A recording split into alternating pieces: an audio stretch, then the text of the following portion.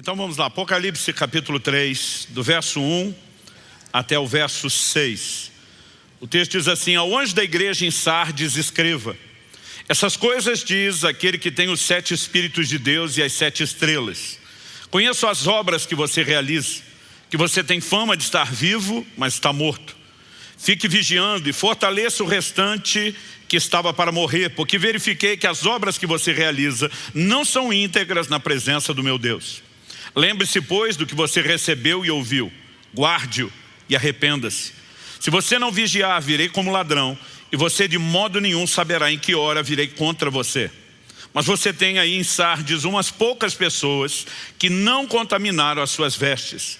Elas andarão comigo vestidas de branco, pois são dignas. O vencedor será assim vestido de branco, e de modo nenhum apagarei o seu nome do livro da vida.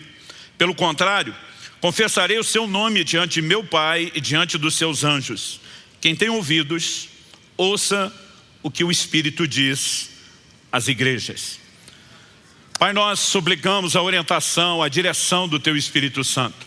Reconhecemos nossa limitação, tanto em comunicar como em receber a Tua palavra, e te pedimos que o Senhor nos leve além dessa esfera meramente humana e natural de entendimento. Nós oramos que os olhos do entendimento de cada um sejam iluminados pela ação do Teu Espírito Santo, o Espírito da verdade. Nós te pedimos que o Senhor nos conduza, ó Deus, a mais do que um mero material de reflexão momentânea que cesse depois. Nós oramos que a Tua palavra seja recebida, nós oramos que haja correspondência, nós oramos que a Tua palavra produza os devidos frutos em nome de Jesus e para a glória de Deus. Amém. Bom, o livro do Apocalipse tem esse nome porque a palavra Apocalipse, no original grego, ela significa revelação. Aliás, na língua portuguesa, nós utilizamos o nome grego da palavra revelação, que é Apocalipse. Mas, por exemplo, na língua inglesa, o título do livro é Revelação. E quando você olha o verso 1 do capítulo 1, a Bíblia chama de revelação de Jesus Cristo, a qual Deus lhe deu para mostrar aos seus servos as coisas que em breve devem acontecer, e que ele, enviando seu anjo, deu a conhecer ao seu servo João. O verso 2 diz que atestou a palavra de Deus e o testemunho de Jesus Cristo quanto a tudo que viu. Então a revelação que o próprio Deus comunica, a Jesus, que por meio de um anjo notifica João, que por sua vez comunica isso à igreja. O verso 3 começa dizendo: bem-aventurado aquele que lê e bem-aventurados aqueles que ouvem as palavras da profecia e guardam as coisas nelas escritas, pois o tempo está próximo. Estou dizendo isso porque para muito crente o Apocalipse é um livro assustador, sem contar que para muitos há um grande desafio em relação à questão de interpretação. Mas antes de falar a respeito de juízo, quando João está identificando a mensagem que ele recebe da parte do Senhor e que ele tem para comunicar, ele fala no verso 11 que ele ouviu uma voz forte como de trombeta dizendo: escreva num livro o que você vê e mande-o às 7 igrejas: Éfeso, Esmina, Pérgamo, Tiatira, Sardes, Filadélfia e Laodiceia. Todas essas 7 igrejas eram igrejas da Ásia. Particularmente aqui o texto que nós lemos do capítulo 3 é a mensagem dirigida à igreja de Sardes. Toda a mensagem do livro do Apocalipse é dirigida aos crentes de toda a época e de todos os lugares, quando falamos do livro como um todo. Mas nos capítulos 2 e 3 nós temos essas 7 cartas específicas dirigidas a igrejas locais. Só para contextualizar, imagine hoje o Senhor falando com 7 igrejas diferentes, cada uma vivendo uma história e um comportamento, e o Senhor de forma personalizada estava tratando com cada um deles. Mas obviamente tudo isso foi registrado porque o Senhor queria que nos alcançasse, e a Bíblia nos mostra que há bem-aventurança em tudo aquilo que nós podemos receber. No verso 19, Jesus diz para João: escreve as coisas que você viu, as que são e as que depois dessas hão de acontecer. O Apocalipse pode ser dividido basicamente nesses 3 aspectos: as coisas que viste, as que são e as que hão de acontecer. As coisas que viste, no capítulo 1, ele descreve a visão que ele teve e como ele recebe a mensagem do resto do livro. As coisas que são, ele se dirige a essas igrejas falando do que estava acontecendo naquele tempo, naquele momento. Mas o Senhor diz, e as coisas que hão de acontecer. A partir do capítulo 4, todo o tom do livro sinaliza os eventos finais e que hão de acontecer. Então, para contextualizar, quando estamos lendo o capítulo 3, do verso 1 a 6, como lemos, isso era a realidade da igreja de Sardes naqueles dias. No entanto, Deus queria que eu e você soubéssemos como Ele tratou com a igreja daqueles dias, daquela época. Por quê? Porque essas verdades, de alguma forma, também nos atingem. Basicamente, nós precisamos reconhecer que ao dirigir-se a um grupo que ele intitula como igreja, ele está falando de uma comunidade dos santos, dos salvos, daqueles que experimentaram a salvação em Jesus. Mas a advertência trazida a esse grupo me traz temor, porque ainda no verso 1, ele diz, conheço as obras que você realiza, que você tem fama de estar vivo, outra tradução diz, tem nome de que vives, mas está morto. Então o Senhor diz, vigie, ou fique vigiando, fortaleça o restante que está para morrer. Ou seja, a morte está se instalando, mas ainda não necrosou tudo. As coisas ainda podem piorar, como também podem melhorar, podem ser revertidas. Então ele está dizendo claramente, fortaleça o restante que estava para morrer. E diz, porque verifiquei que as obras que você realiza não são íntegras na presença de meu Deus. A partir dessa advertência, vem a mensagem de conserto. Lembre-se, pois, do que você recebeu e ouviu. Volte à essência do Evangelho, aquilo que te foi anunciado desde a origem. E ele, então, declara o seguinte, não apenas guarde aquilo, mas arrependa-se por conta de tudo aquilo que você ouviu e não está guardando. Junto com o chamado ao arrependimento, ele reforça a advertência. Se você não vigiar, virei como ladrão, e você de modo nenhum saberá em que hora virei contra você. Me assusta a declaração do verso 4. Mas você tem aí em Sardes umas poucas pessoas que não contaminaram suas vestes. Deus está dizendo, não é todo mundo que está avacalhando a vida cristã. Ainda existe um remanescente. Ainda existe gente me levando a sério. Depois de falar que apenas a menor parte o estava levando a sério, o Senhor ao mesmo tempo promete, elas andarão comigo vestidas de branco, pois são dignas. Então, vem uma mensagem que é dirigida a todas as 7 igrejas. O vencedor. Em outras traduções, ao que vencer. Eu e você precisamos entender e presumir a partir dessa declaração que não são todos os que se converteram que automaticamente terminarão bem. Mas o Senhor está dizendo, ao que vencer, o vencedor será assim vestido de branco e de modo nenhum apagarei o seu nome do livro da vida. Pelo contrário, confessarei seu nome diante de meu Pai e diante dos seus anjos. Quem tem ouvidos, ouça o que o Espírito diz às igrejas. Em outras palavras, Deus está dizendo, presta atenção, porque o assunto é sério, é delicado e não pode ser ignorado. Bom, uma vez que ele está se dirigindo à comunidade dos santos, dos salvos, do que já passaram por conversão, o que eu digo que me enche de temor é a declaração, se você me levar a sério, não contaminando as suas vestes, andando comigo vestido de branco, de forma alguma, eu vou apagar o seu nome do livro da vida. Porque ele faria uma promessa de não apagar o nome, se o nome não pudesse ser apagado. Sabe, eu desde criança fui exposto a um ambiente de ensino bíblico que tinha uma mensagem mais ou menos assim, uma vez salvo, sempre salvo. E até hoje eu vejo pessoas sinceras e não necessariamente mal intencionadas que têm apresentado um evangelho que em outras palavras se resume, não importa a forma como você vive. Se você garantiu a conversão, está tudo certo até o final. E essa não é a mensagem bíblica. O Senhor está dizendo, o que vencer, seu nome não será apagado. Então o que não vencer, vai acontecer o que com ele? Normalmente a gente usa Mateus 10:32, se você me confessar diante dos homens, eu vou te confessar diante do Pai. Como se fosse só a confissão da conversão. O Senhor está dizendo, me confessar é mesmo depois de convertido, preservar tudo aquilo que você ouviu desde o início. E se você não sustentar isso, eu não sustento minha confissão sobre você diante do Pai.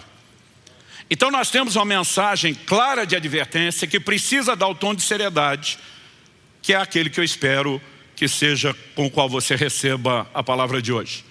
O Senhor fala, você tem nome de que vive, tem fama de estar vivo, mas está morto. Vamos fazer uma breve recapitulação doutrinária do que é que aconteceu conosco quando nós nos convertemos. Efésios capítulo 2, verso 1 diz assim: Ele lhes deu vida quando vocês estavam mortos em suas transgressões e pecados. O que acontece na conversão? A gente sai de um estado de morte espiritual e a gente é vivificado. Nos versos 4 a 6 de Efésios 2, a Escritura continua e pontua: mas Deus, sendo rico em misericórdia, por causa do seu grande amor com que nos amou, estando nós mortos em nossas transgressões, nos deu vida juntamente com Cristo. Pela graça vocês são salvos. E juntamente com Ele nos ressuscitou, e com Ele nos fez assentar nas regiões celestiais em Cristo Jesus. Ele nos deu vida, Ele nos ressuscitou, porque a nossa condição antes da conversão era de morte espiritual. O que Ele proporcionou? Vida. A partir do momento que eu e você saímos da morte do pecado e entramos na vida em Cristo, nós não podemos presumir que esse estado de vida seja inalterável. Ele está dizendo para a gente que saiu daquela morte espiritual: você tem nome de que vive, tem fama de estar vivo, mas está morto. Ele diz: o processo de necrosação já começou. Dá para interromper, dá para reverter, mas a morte pode voltar a se instalar. Mas que houve essa regeneração, indiscutível. Lucas 15, 24, quando Jesus se refere ao filho pródigo, a frase usada naquela parábola é: ele estava morto e reviveu. Essa foi a condição do que eu e você passamos espiritualmente. Agora, há um paradoxo na vida cristã. Ele nos tira da morte do pecado para um lugar de vida espiritual. Mas agora que Ele nos vivificou, Ele nos chama para morrer. A mensagem que poderia ser apresentada como cerne da obra de santificação do Evangelho diz respeito à mortificação. Em Romanos 12, 1, Paulo diz: portanto, irmãos, pelas misericórdias de Deus, peço que ofereçam seu corpo como sacrifício vivo, santo e agradável a Deus. Esse é o culto racional de vocês, que oferecer o corpo como sacrifício vivo. Eu tenho repetido isso aqui: sacrifício vivo é um paradoxo, porque sacrificar é matar. Como é que o sacrifício é vivo? Paulo mata ou não mata? Paulo está dizendo mata, mas não é literal o seu corpo. O que é que eu mato? Em Colossenses 3,5, a Escritura diz: portanto, façam morrer tudo que pertence à natureza terrena. Ele está dizendo: mata o que está dentro do corpo, sua carnalidade, não o corpo.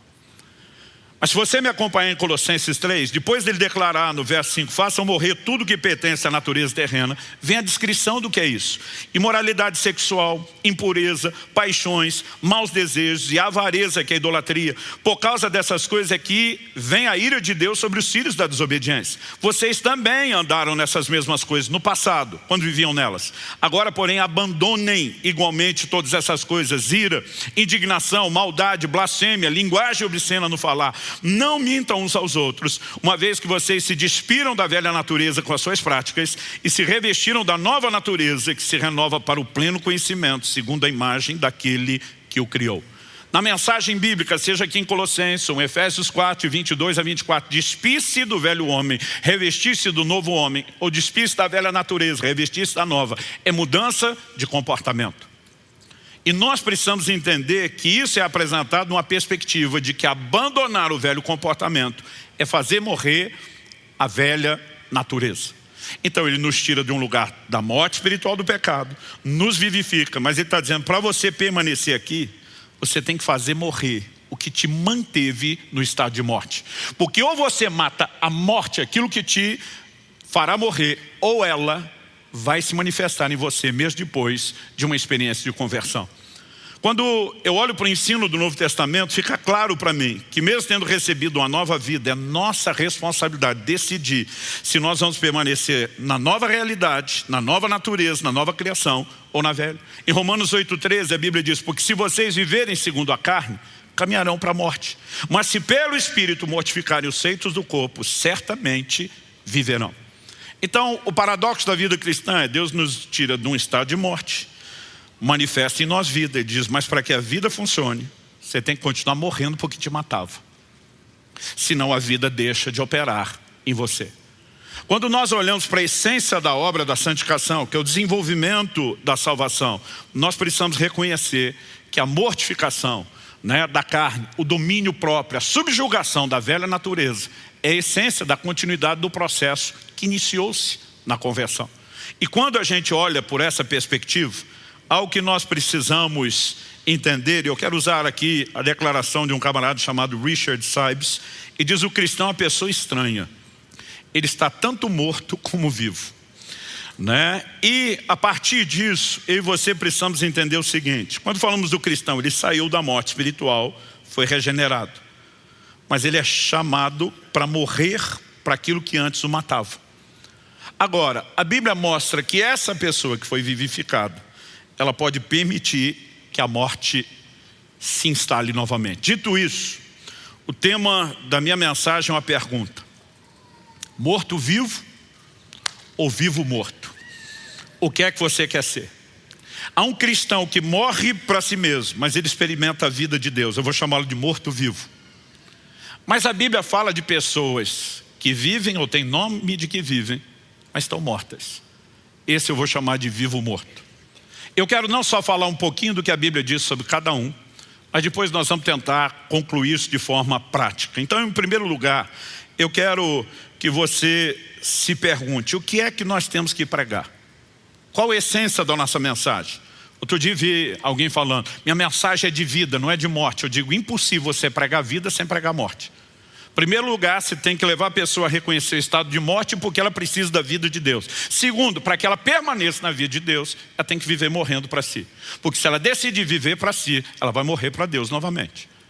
Então não é um ou outro, são os dois. Agora, a questão é entender o processo. O que se busca primeiro e o que é que isso desata.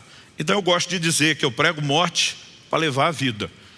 Enquanto eu vejo, infelizmente, alguns por aí pregando um tipo de vida que está levando muitos à morte. Vamos pontuar as coisas com clareza. Quando falamos do morto-vivo, aquele que escolhe morrer para viver, algumas verdades não podem ser ignoradas, dizem respeito à essência do evangelho apresentado por Jesus.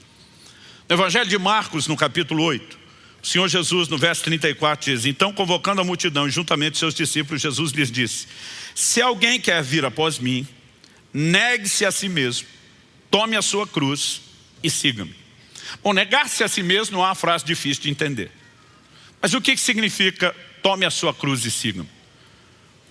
Ao longo de toda a minha caminhada cristã, eu tenho visto os cristãos a todo tipo de interpretação para tomar a cruz. Para alguns, tomar a cruz é ter que lidar com algum problema. E já vi gente, ainda num tom de humor, me apresentando a sogra, dizendo: pastor, eis aqui minha cruz. Né? Como se de alguma forma a gente pudesse falar que a cruz é algo circunstancial. Para que você entenda o que Jesus falou, você precisa da lente cultural daqueles dias. Jesus morreu numa cruz, porque a crucificação era uma das formas mais comuns de execução praticadas pelo Império Romano. Agora, antes de ser crucificado, a Bíblia diz que Jesus foi obrigado a carregar a sua cruz. Por conta de todo o sofrimento e tortura que lhe foi infligido, ele não conseguiu levar a cruz o caminho todo. E a Bíblia diz que obrigaram certo Simão Cirineu a carregá-lo. Mas por que é que os romanos impunham essa rota da vergonha, do camarada carregar a cruz antes da crucificação? Era uma maneira de admitir publicamente: minha vida está sentenciada, né? Ela terminou, eu estou sendo condenado à morte. Normalmente eram os criminosos que faziam isso. Então carregar a cruz significava admitir publicamente a sentença de morte. Talvez essa mensagem, tome a sua cruz e siga-me, poderia ser entendida em alguns estados dos Estados Unidos, na América do Norte, como: tome a sua cadeira elétrica e siga-me. Tome a sua injeção letal e siga-me. No entanto, não era apenas carregar o meio através do qual se morreria, mas era admitir publicamente que se estava sentenciado à morte. Ou seja, eu e você saímos no estado de morte espiritual do pecado, vivificados por Cristo, com um chamado claro: morrer para nós mesmos. Não existe um evangelho que exclua a cruz de Cristo, que deve ser aplicado em nossas vidas. Eu tenho visto gente dizer: não, Jesus já morreu para que nós não morramos. Eu digo: não é bem desse jeito. Ele sofreu uma condenação que você não precisa sofrer. Mas segundo os Coríntios 5,14, fala com clareza: o amor de Cristo nos constrange, julgando nós isso: se um morreu, logo todos morreram. E os que agora vivem, por causa da morte dele, não devem mais viver para si mesmos, mas para aquele que por eles morreu e ressuscitou. Então Jesus está dizendo: você tem que negar-se a si mesmo. Ou seja, não existe um evangelho onde você simplesmente vive para você da forma como você quer. Se não há autonegação, se não há cruz, não é o evangelho. Mas olha o que Jesus diz na sequência, é isso que me deixa um pouquinho mais preocupado quando nós não entendemos isso e queremos viver de forma contrária. E diz, pois quem quiser salvar a sua vida, perderá. E quem perder a vida por minha causa e por causa do Evangelho, esse a salvará. Honestamente, eu levei tempo para entender esse versículo. Ele me parecia uma contradição. Porque a gente pensa em perder e salvar a vida sempre no sentido espiritual. Aí eu imaginava Jesus dizendo, espera aí, quem quer salvar a sua vida, vai buscar salvação, perde. E que quem quer perder, está esculhambando, esse salva. Eu dizia, tem alguma coisa errada. Mas Jesus não está falando de perder ou salvar no sentido espiritual. Ele acabou de falar sobre você negar-se a si mesmo, tomar a cruz, admitir morte. Aí ele está dizendo, quem quer salvar a sua vida, quem quer escapar da cruz, quem quer fugir de um evangelho que significa autonegação, morte para si mesmo, vai dar ruim, ele no final é que vai acabar perdendo. Mas aquele que se dispõe a perder e aceita a cruz, esse vai salvar, porque é aqui que a vida de Deus se manifesta. Quem está entendendo? Jesus fala a mesma coisa usando uma outra ilustração em João no capítulo 12, verso 24. É o princípio de que a vida brota da morte. Em João 12, 24, Jesus diz, em verdade eu lhes digo, se o grão de trigo caindo na terra não morrer, fica ele só. Mas se morrer, produz muito fruto. O que Jesus está falando aqui, Paulo explica em 1 Coríntios 15, 36, ele diz, o que você semeia não nasce primeiro, não morrer, é vida que nasce da morte. Mas depois de Jesus falar que se o grão de trigo não morrer, fica só, mas se morrer é que vem a manifestação da vida, ele diz no verso 25 de João 12, quem ama a sua vida, perde-a. Mas aquele que odeia ou aborrece sua vida nesse mundo, irá preservá-la para a vida eterna. Aqui Jesus está falando a mesma coisa do Evangelho de Marcos. Mas ele fala, a disposição de perder aqui, garante ganhar por toda a eternidade. Ou seja, ele está falando sobre a vida que nasce da morte. Ele diz, se tentar salvar e não quiser morrer, vai perder. Mas se dispuser a morrer, vai salvar, vai ganhar com isso. E esse foi o Evangelho apresentado e proposto por Nosso Senhor. Essa foi a mensagem que os apóstolos nos pregaram. Em Gálatas, no capítulo 2, nos versos 19 e 20, nós vemos Paulo dizendo, porque eu, mediante a própria lei, morri para a lei, a fim de viver para Deus. Estou crucificado com Cristo. Logo já não sou eu quem vive, mas Cristo vive em mim. E esse viver que agora tenho na carne, vivo pela fé no Filho de Deus, que me amou e se entregou por mim. Estou crucificado com Cristo. E diz aquilo que Cristo falou sobre tomar a cruz. E diz, eu admiti isso. Eu decidi viver isso. Ele não está falando apenas da identificação na obra realizada, mas ele fala sobre um estilo de vida. A forma como agora vamos viver o Evangelho significa que eu e você precisamos não só nos apropriar de uma morte substitutiva que nos poupa de morrer, mas que nos permite morrer com Ele. Não no sentido da morte espiritual que nós merecíamos, mas justamente morrer para aquilo que nos matava, para preservar a vida que Ele tem nos oferecido. Quem está entendendo? Quando olhamos para a Escritura, o princípio de morrer para viver é muito claro. Quando eu considero esse paradoxo, olha o que Paulo diz em 2 Coríntios 4, de 10 a 11, que é o paradoxo do morrer e o viver. Ele diz assim, levamos sempre no corpo o morrer de Jesus, para que também a vida dele se manifeste em nosso corpo. Ele não está falando de uma morte literal, mas ele está dizendo, nós precisamos trazer o morrer de Jesus para a vida dele se manifestar em nós. Aí ele continua, ele diz assim, porque nós que vivemos, somos sempre entregues à morte por causa de Jesus, para que também a vida de Jesus se manifeste em nossa carne mortal. Sempre entregue à morte, ele não está falando da morte física, porque essa não dá para ser entregue a ela sempre. Agora, se existe um morrer diário para a nossa carne, para nós mesmos, ele diz, nós estamos sempre entregues a isso. Com qual propósito?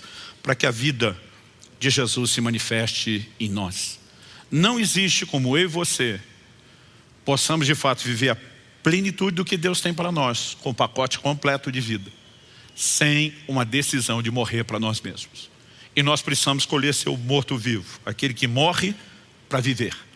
Porque tem muita gente decidindo viver para si mesmo, sem perceber que dessa forma ele está escolhendo morrer, voltar para o lugar de onde saiu. Há uma figura que me chama muita atenção no Velho Testamento, é quando Gideão lidera aquela tropa dos 300 homens escolhidos com os quais Deus o direciona. Ele tem uma estratégia interessante. Todos eles iriam carregar uma espada e um vaso. Dentro do vaso havia uma lâmpada, havia uma tocha.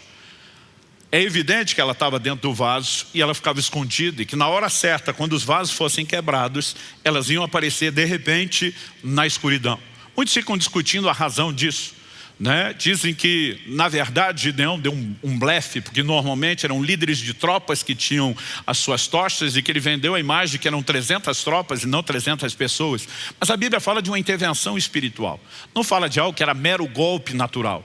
Mas independente dessa visão a ser discutida, eu gosto de pensar nessa figura à lente do que Paulo nos ensina em 2 Coríntios. No mesmo capítulo 4, agora há pouco eu li os versos 10 e 11 para falar do morrer de Jesus no nosso corpo, se manifestando para que a vida dele apareça. No verso 7 de 2 Coríntios 4, um pouquinho antes, Paulo diz assim: temos, porém, esse tesouro em vasos de barro, para que se veja que a excelência do poder provém de Deus e não de nós.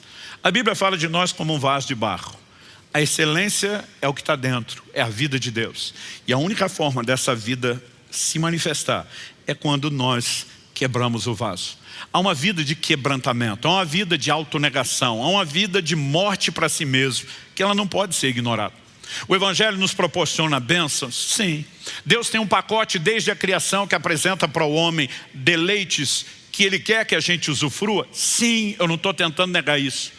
Mas de alguma forma o evangelho moderno tem se tornado cada vez mais antropocêntrico, colocando o homem no centro de tudo. Ele tem vivido para proclamar uma mensagem de deleite. É quase como se a essência de viver aqui com Cristo é que a gente seja abençoado e tenha tudo para se divertir, menos o próprio Deus. Então eu não quero ir de forma alguma a extremos e dizer que Deus não quer te abençoar em questões naturais. Mas eu gostaria de dar um tom nesse início de ano, de que é algo muito mais sublime, de que é algo muito mais elevado para que se busque, do que só as bênçãos naturais e terrenas. Paulo disse, é só para essa vida que nós esperamos em Cristo. Nós somos de todos os homens os mais dignos de lástima. Há algo maior e mais sublime do que tudo aquilo que Ele pode fazer numa esfera natural. Então não estou negando que Ele pode te fazer prosperar financeiramente, que Ele pode interferir na sua casa, que Ele pode te dar saúde, nada disso. Mas, gente, nós precisamos pensar no evangelho que proporciona mais do que isso. Quando Deus cria o homem, lá no início, no Éden, o homem ainda não pecou, pressupõe-se, portanto, que ele está experimentando Deus na sua plenitude.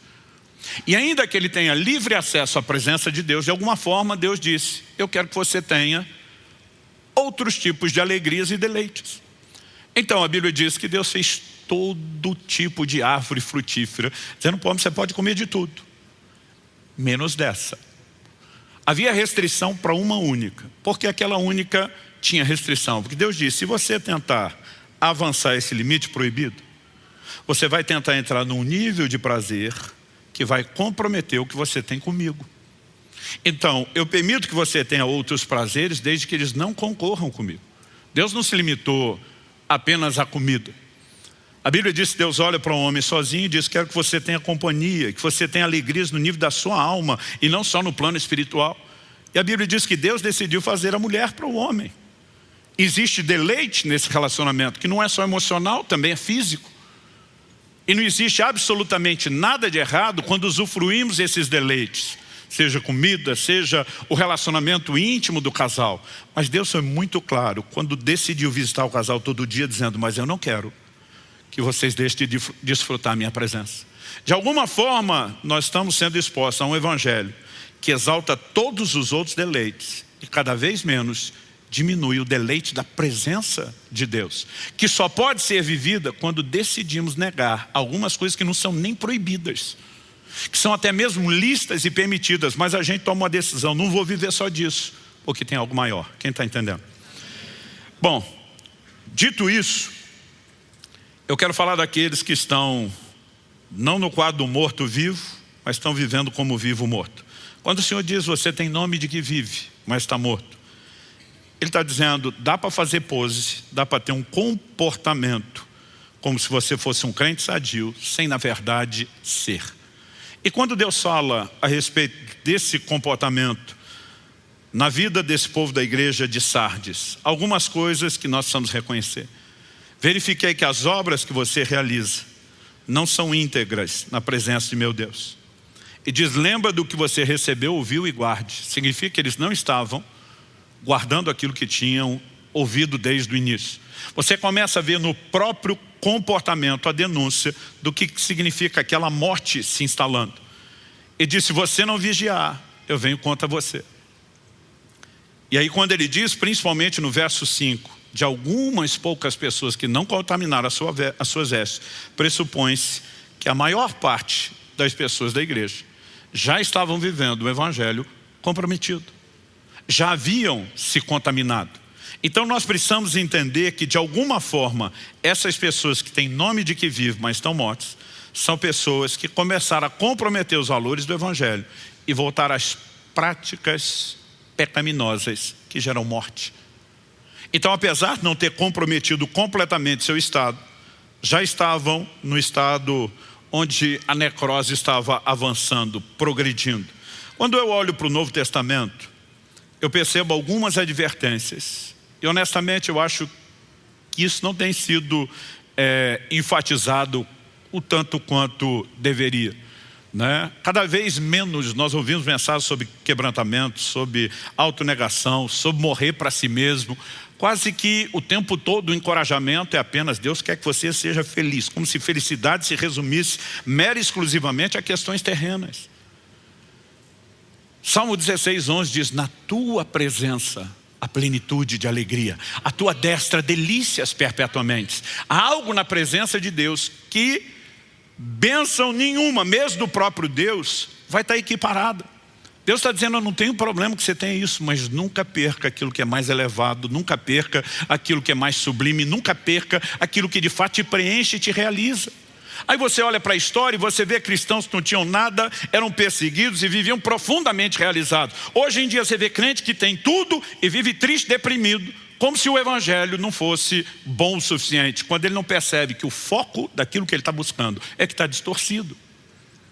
Então tem pessoas fazendo escolhas. Vamos para as advertências. Paulo, por 2 vezes, escrevendo a Timóteo, apresenta 2 advertências que merecem a nossa atenção.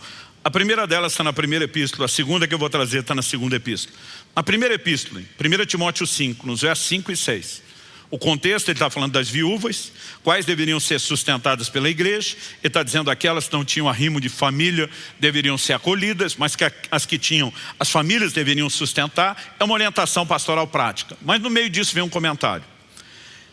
Paulo diz assim, aquela que é viúva de fato, não tem arrimo de família, e diz, e não tem ninguém para cuidar dela, espera em Deus e persevera em súplicas e orações noite e dia. E diz, o comportamento de alguém que está vivendo na dependência de Deus, persevera em orações e súplicas noite e dia. Agora olha o que ele diz. Entretanto, a que se entrega aos prazeres, mesmo viva, está morta. Ele simplesmente vai dizer, olha, presta atenção na que está se entregando a Deus e na que não. Na hora de você fazer a lista de quem a igreja vai cuidar. Mas ele não chama atenção para algo que normalmente a gente não para perceber. Ele fala de uma pessoa que persevera na oração e na súplica, noite e dia, em plena dependência de Deus, porque não tem nada para extrair na dimensão natural de ninguém. Aqui não é nem mais a questão de prazeres, é de sobrevivência. Mas a Bíblia fala de uma outra que se entrega aos prazeres, em vez de buscar Deus. E diz, essa mesmo viva, vida biológica, está morta espiritualmente. Ele está falando de gente dentro da igreja. Assim como Jesus, falando da igreja de Sardes, ele está falando de gente morta dentro da igreja. Agora, olha a advertência da segunda epístola. 2 Timóteo, capítulo 3, de 1 a 5. E diz, mas você precisa saber disso. Nos últimos dias sobrevirão tempos difíceis. A maior parte das pessoas, quando lê a advertência bíblica sobre os tempos difíceis, ela imagina circunstâncias. Pastor, a Bíblia fala de guerras e rumores de guerra, que existe desde o início da humanidade. A Bíblia fala de pestes, que existe desde o início da humanidade. Obviamente, Jesus fala no final dos tempos sobre o que é traduzido como o princípio das dores. Isso é uma alusão às dores de parto. Quando está chegando o momento da mulher dar à luz, as contrações começam e elas vão se tornando cada vez mais fortes e com períodos cada vez menores. Pressupõe-se que no tempo do fim as mesmas coisas sempre aconteceram, iam acontecer com mais intensidade em tempos menores. Mas, Se por um lado há esse clara advertência do que vai acontecer no tempo do fim, nós temos hoje capacidade, por conta de todo o desenvolvimento, principalmente da tecnologia, de viver um estilo de vida hoje que é muito melhor do que antigamente. Gente, como é que Paulo viajava para pregar o evangelho? Um nível de locomoção e transporte precário. Não era apenas a falta de conforto.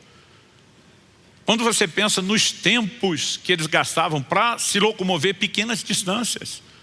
Eu às vezes viro à noite dentro de um avião com 1 ou 2 voos. Eu cruzo, né, o país do norte para o sul e dá tempo de estar num outro evento. E outra, não é só velocidade.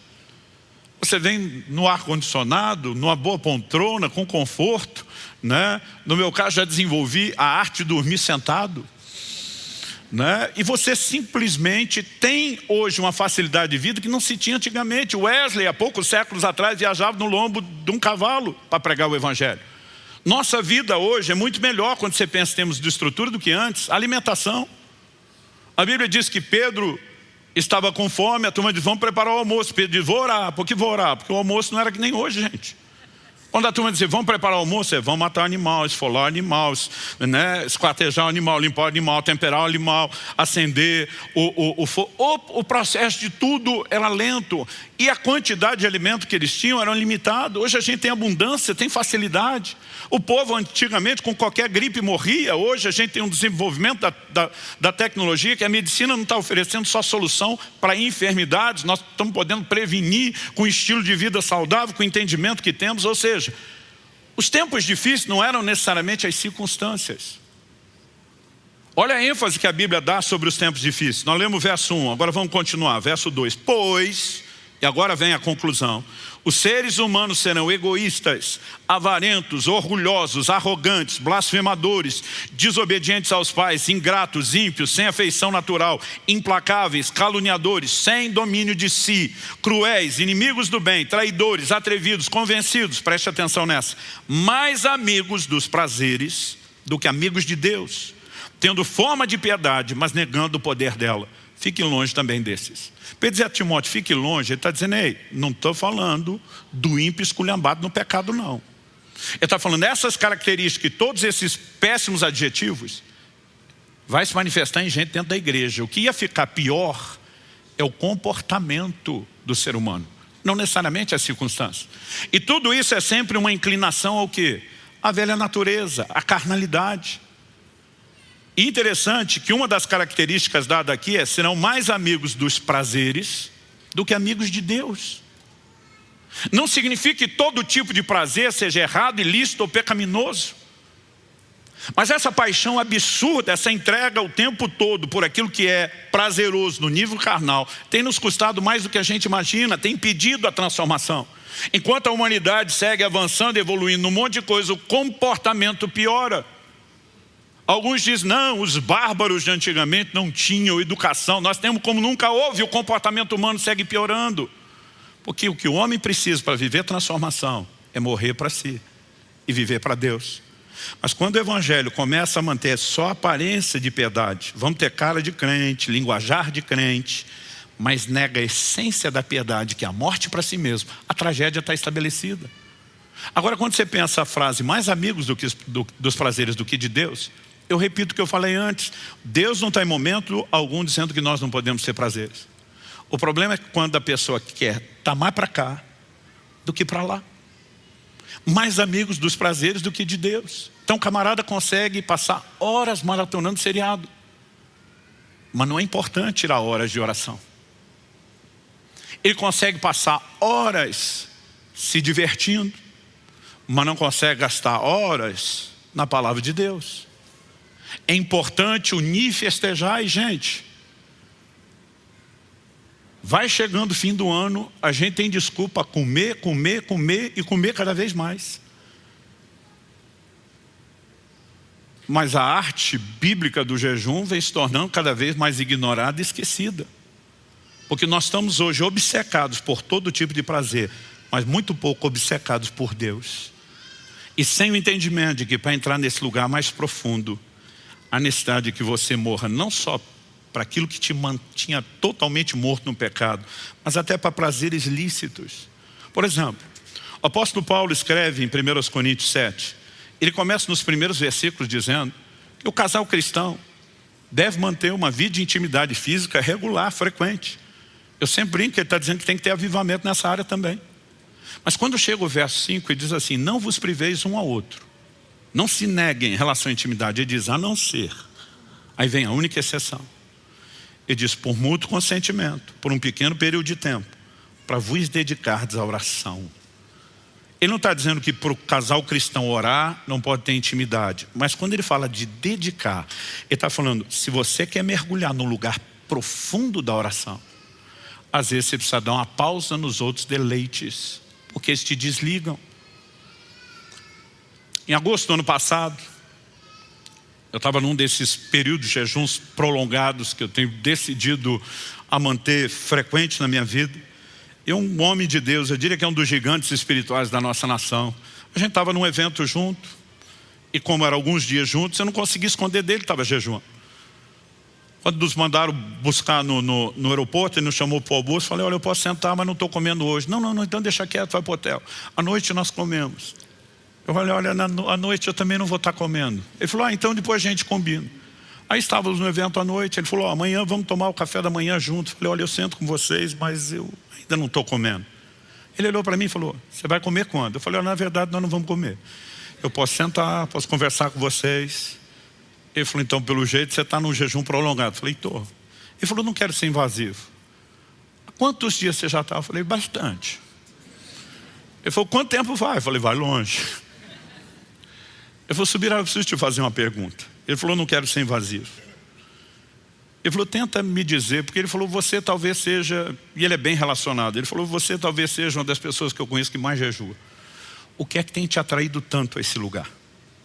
Eu falei, pastor, se o senhor me perguntasse isso aos 18 anos de idade, e a resposta seria, eu quero poder, eu quero sobrenatural, eu quero ativar os milagres. Hoje, a minha resposta é outra. Eu falei, para explicá-la, eu vou te dar uma volta. Falei, algo interessante que acontece no jejum é a forma como o seu paladar vai ficando acurado pela própria limpeza, desintoxicação que o organismo passa. Então, por exemplo, quando você volta do jejum, ou mesmo se você provar alguma coisa no jejum, né, café, por exemplo. Café sem açúcar, ele vai ficando doce. E a sensação que eu tenho é que mesmo o expresso sem nada de açúcar, ele é doce a ponto de ficar enjoativo. Aí eu falei para ele, isso é algo comum quando o seu corpo está passando por toda essa limpeza e desintoxicação, né? Então você volta de um jejum, as frutas são exageradamente doces. Mas de repente você olha um camarada jogando leite condensado na salada de fruta e dá vontade de voar no pescoço dele e gritar, ei, isso já é doce. Só que ele não sente mais o doce daquilo. Porque o consumo regular dele de açúcar deixou ele tão intoxicado e comprometido que ele não percebe. Então ele precisa de uma outra coisa, porque o que está lá não está mais sendo percebido. Eu falei, esse é o exemplo do natural. Espiritualmente, a sensação que eu tenho, que quanto mais a gente jejua, a gente se desintoxica dessas porcarias. E a gente começa a perceber a doçura, os deleites espirituais de uma forma como normalmente nós não percebemos. Falei, hoje, a percepção da presença de Deus, o entendimento da palavra, a sensibilidade ao mover do Espírito, as direções que Ele traz quando a alma está silenciada, quando a carne está morta, é uma coisa impressionante. E nessa hora você começa a entender o que é ser mais amigo de Deus do que dos deleites. Mas quando nós queremos ser mais amigo dos deleites do que de Deus, dos prazeres, nós não vamos viver a plenitude do que Ele tem. Quem está entendendo? A Bíblia está falando de gente frequentando a igreja, com o nome de que vive, mas está morto. Tal Walking Dead versão gospel. A turma olha e está movimentando, está fazendo escolha, mas a morte está se instalando. E o pior, ela pode ser tão intensa que o leve ao lugar de onde ele saiu. John Owen, pregador de santificação dos séculos passados, dizia, Jesus Cristo não leva para o céu ninguém que Ele não tenha santificado na terra. Essa cabeça vive não admite membros mortos.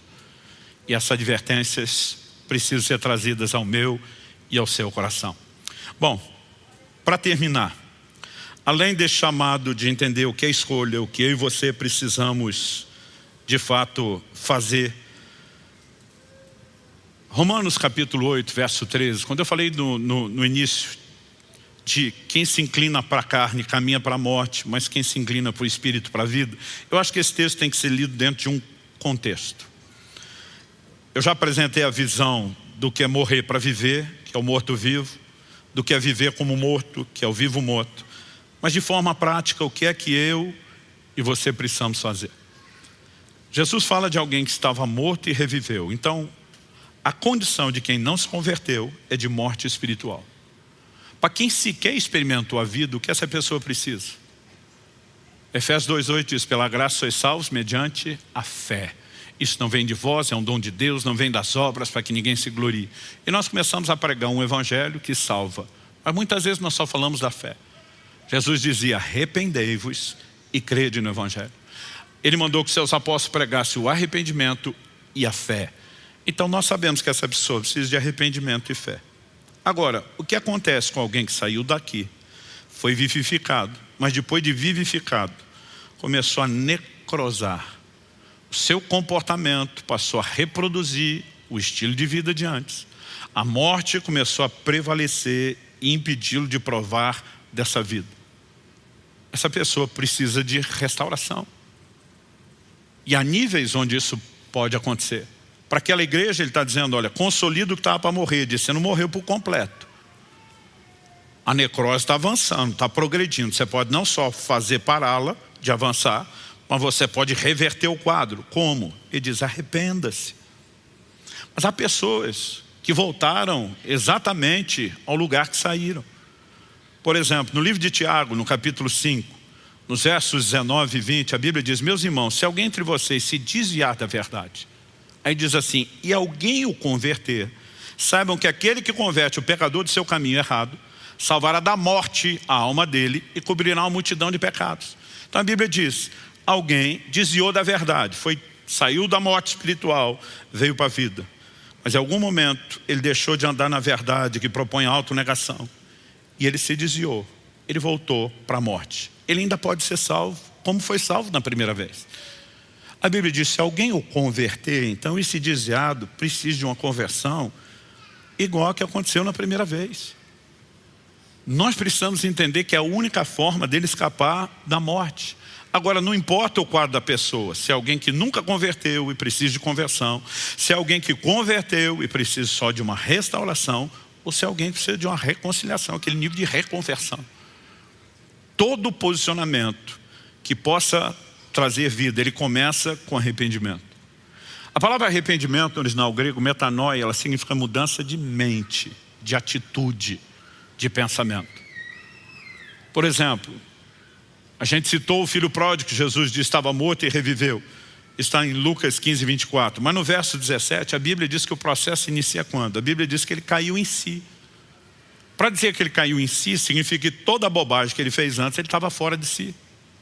Assim como Pedro, quando negou Jesus, e a Bíblia diz o galo canta, ele lembra a advertência de Jesus. A Bíblia diz que Pedro, caindo em si, chorou amargamente. Significa que ele estava fora de si.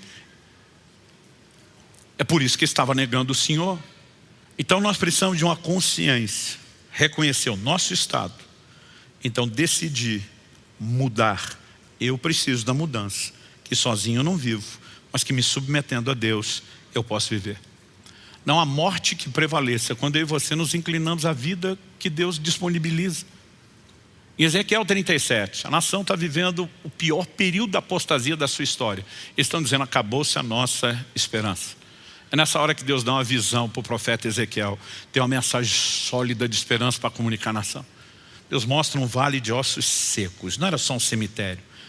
Aqueles ossos estavam todos misturados, espalhados, sequíssimos. Aí Deus pergunta para o profeta, podem esses ossos voltar a viver? E o profeta gentilmente diz para Deus, tu sabes. Tipo assim, me arrisco a falar nada.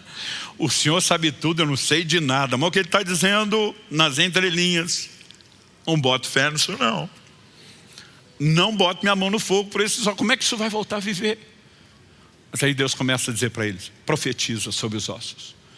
começa a dizer: vento que vem dos quatro cantos sopra sobre esses ossos. E aí nós temos uma cena linda, extraordinária, de como aqueles ossos passam por um processo. Interessante esse processo, eu acho que ele nos ensina muito. A Bíblia diz que cada osso começa a se juntar ao seu osso, há uma ordem, né? Há uma estrutura, começa a aparecer tendões, ligamentos que vão manter, a carne começa a preenchê-los, a pele se estende, mas a Bíblia diz que depois se levanta um exército poderoso quando a vida é soprada. Agora, para que houvesse toda aquela vida, eles dependiam de um sopro externo, de algo que viesse de fora. Quando a Bíblia fala do cristão, ela fala de um recurso que é interno. Então vamos voltar no Romanos 8, para entender o verso 13, vamos começar no 9. E diz: vocês, porém, não estão na carne, mas no Espírito, se de fato o Espírito de Deus habita em vocês. E se alguém não tem o Espírito de Cristo, esse tal não é dele. Se, porém, Cristo está em vocês, na pessoa do Espírito Santo, o corpo, na verdade, está morto por causa do pecado, mas o Espírito é vida por causa da justiça. Se em vocês habita o Espírito daquele que ressuscitou Jesus dentre os mortos, o mesmo Espírito que também ressuscitou os ossos da visão de Ezequiel 37, esse mesmo que ressuscitou Cristo dentre os mortos, vivificará também o corpo mortal de vocês, por meio do seu Espírito que habita em vocês. Assim, pois, irmãos, somos devedores, não à carne, como se estivéssemos obrigados a viver segundo a carne. Porque se vocês viverem segundo a carne, caminharão para a morte. Mas se pelo Espírito mortificarem os feitos do corpo, certamente viverão.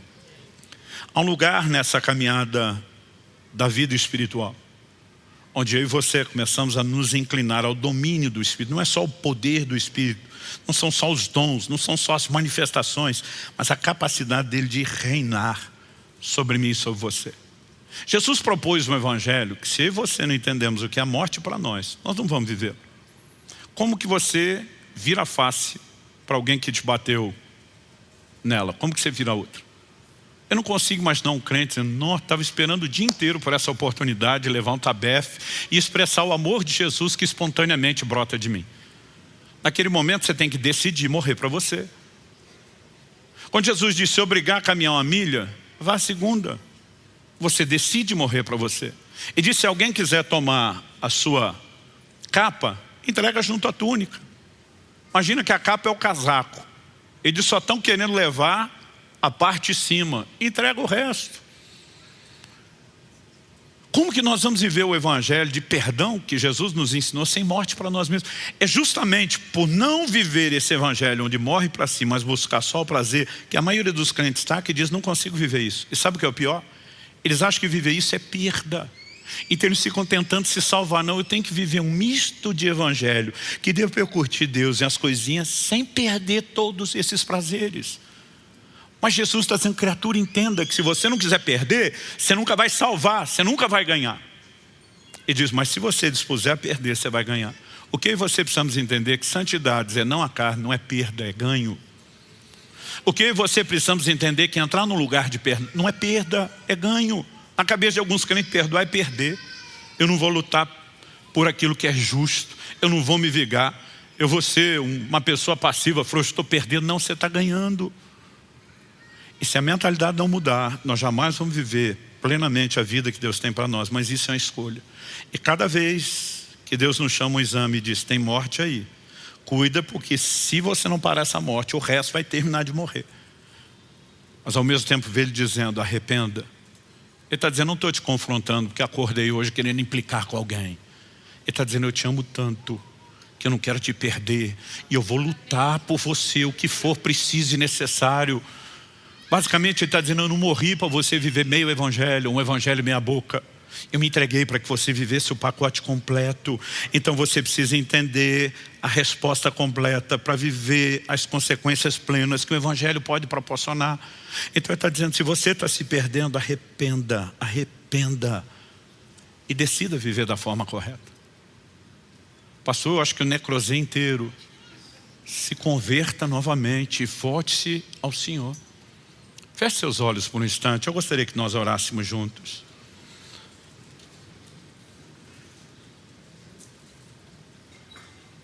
Thomas Manton diz: cristãos mortificados são a glória de Cristo. A mensagem da mortificação precisa ser resgatado. Mas eu e você precisamos entender que se busca dia a dia um lugar de rendição, de entrega, da prática das disciplinas espirituais, onde a gente começa a sabotar a própria carne e dizer: você não vai ter tudo o que quer. Você vai ter aquilo que é lícito, nas devidas doses, sem que você me faça tornar-me mais amigo dos deleites, dos prazeres do que de Deus. Há uma escolha a ser feita. Essa escolha requer posicionamento, requer decisão. Talvez nessa manhã, ao examinar, se diga: pastor, eu não estou vendo sinais de morte na minha vida. Que pelo menos fique a advertência de que a qualquer hora, se você não cuidar, ela pode começar a se instalar novamente. Mas se você quer ser confessado diante do Pai, se você quer um nome que não seja apagado, você tem que escolher viver vestido de branco. Você tem que escolher não se entregar às impurezas. Você tem que escolher valorizar os verdadeiros deleites que vêm da intimidade com Deus, da comunhão com Deus. Não há nada nesse mundo que se compare a esse lugar.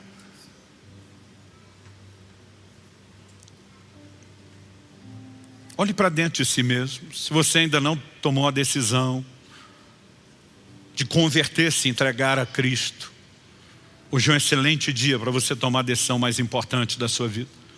Se você tem se afastado dele, se desviado e precisa reconectar, começar de novo, hoje é um excelente dia para que você tome essa decisão. Mas eu não quero parecer que Deus está oferecendo ajuda somente a esses que não se converteram ou precisam recomeçar. Muitos de nós precisamos avaliar se não há morte sendo instalada em alguns níveis. E precisamos entender que nós podemos fortalecer o que estava para morrer. Nós podemos impedir que o processo avance. Nós podemos mudar isso.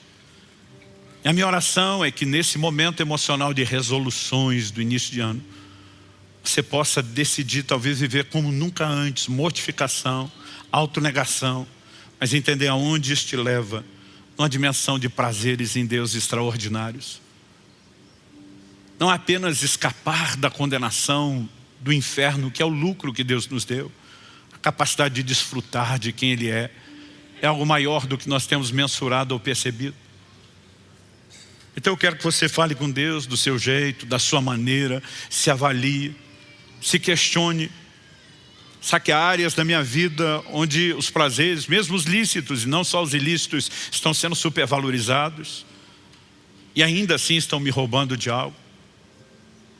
Algo do qual eu preciso me arrepender hoje. Pecados com os quais vem me tornando complacente, tolerante, passivo. Enquanto você se avalia e conversa com Deus, eu quero orar por você. Meu Deus, sua palavra foi anunciada, comunicada, mas nós precisamos de mais do que informação. Nós precisamos do auxílio do Senhor, nós precisamos da direção e da condução do Teu Espírito Santo. E nós clamamos isso nessa hora, não só para os que estão nessa reunião presencial, na vida de cada um daqueles que nos acompanham pela internet, seja essa transmissão ao vivo, até mesmo uma palavra gravada sendo assistida depois. Eu oro que o poder do Senhor os toque nesse momento. Eu oro que a Tua palavra fale e cale nos nossos corações. Eu oro por aquela aplicação personalizada que só o Senhor pode produzir. Eu oro pelo Teu toque, eu oro por uma liberação dos céus. Eu oro por despertamento. Nós não clamamos apenas por hoje, aqui e agora. Nós não clamamos apenas pelos efeitos ao longo da semana, enquanto refletimos na mensagem que ouvimos. Pai, nós oramos por um ano de dedicação singular, diferenciada ao Senhor. Nós oramos por um ano de rompimento e crescimento espiritual. Nós oramos por um tempo onde muito mais do que as bênçãos naturais, possamos viver a plenitude da comunhão, da intimidade e do relacionamento com o Senhor. E nós clamamos por isso em nome de Jesus. Estende a Tua mão, sopra Teu fôlego de vida e ajuda-nos, Senhor, a usar os recursos da ação do Teu Espírito dentro de cada um de nós. Nós clamamos em nome de Jesus e para a glória do Teu nome mesmo. Em nome de Jesus. Jesus. Jesus. Jesus. Jesus. Jesus. Jesus.